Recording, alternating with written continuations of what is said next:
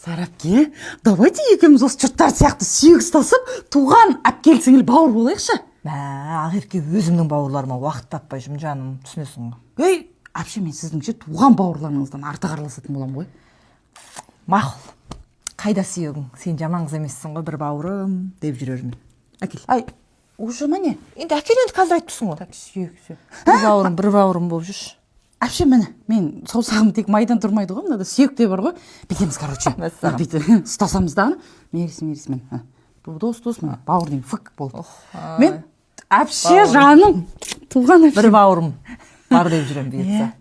Әпше енді ше мен мына көйлекке көзім түсіп жүр да, Инстаграмнан көріп жүрмін. Мынаны алам? Мынаны алам. Мынау 85 мың, ала ғой. Мынау 78 мың. Күшті твитовый ғой бұл. Мынау не? Көріп тұрсың ғой. Шифон да, таза шифон. 85 мың.